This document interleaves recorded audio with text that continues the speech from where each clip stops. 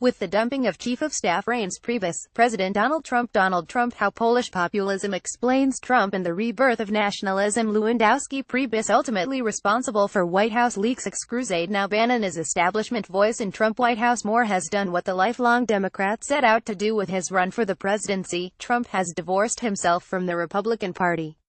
The Republican president has fired the semi-official Republican Party from the White House. Priebus came to the White House after long service as Republican National Chairman. He set fundraising records and handed over to the Trump campaign millions of dollars, an impressive data digital organization and experienced people, few of whom Trump had in his organization. He brought a number of GOP professionals with him. The Republican Party, apart from the congressional GOP, was well represented in the new Trump administration.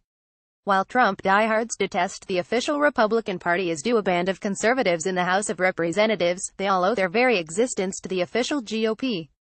Neither Trump nor his daughter or son-in-law know enough people to fill thousands of appointive federal government jobs.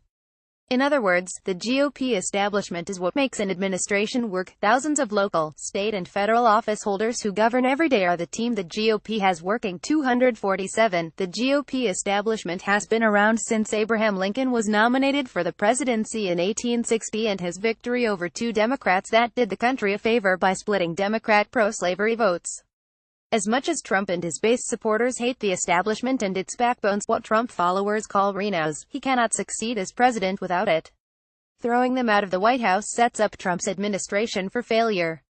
Need proof? Look at the healthcare disaster that has bogged down the entire government.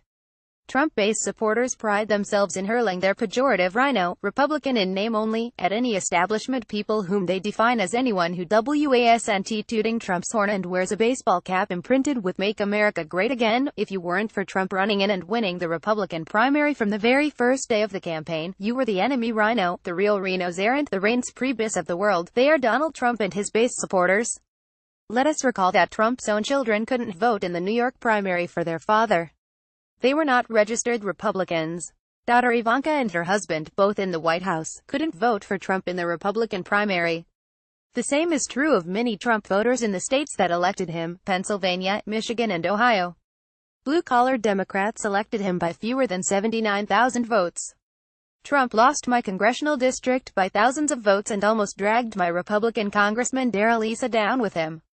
What we see is the Republican Jimmy Carter in the White House, at least through the first 6 months. That is not the fault of Priebus, who as chief of staff did not have the power to run things as chiefs usually do. So he is gone. Here enters Lt. Gen. John Kelly, who has been Secretary of the Department of Homeland Security. Kelly has spent the past 6 months implementing Trump's views on crime and immigration. Trump truly believes in an immigrant crime wave and stays awake at night sweating about immigrant criminals, rapists, and not the best of Mexicans. Trump states the Mexican government is ordering to come to the U.S. FBI. Statistical data show crime has fallen over the past 20 years, especially in areas heavy with immigrants from south of the Rio Grande. Newly sworn-in Chief of Staff John Kelly is far better grounded in reality than President Trump. He is, perhaps, as described by the National Review's Jim Jarrett, Kelly is the right man to save the sinking Trump administration because he is the hard-nosed military disciplinarian who's brought in to coach a wacky band of White House misfits. Can Kelly save the Trump administration from itself and the White House's wacky band of misfits up to and including the president? Well, see. Raul Lowry Contreras is the author of The Armenian Lobby, American Foreign Policy, the Mexican Border, Immigration, War and $1 Trillion in Trade. His work has appeared in the New American News Service of the New York Times Syndicate. The views expressed by contributors are their own and are not the views of The Hill.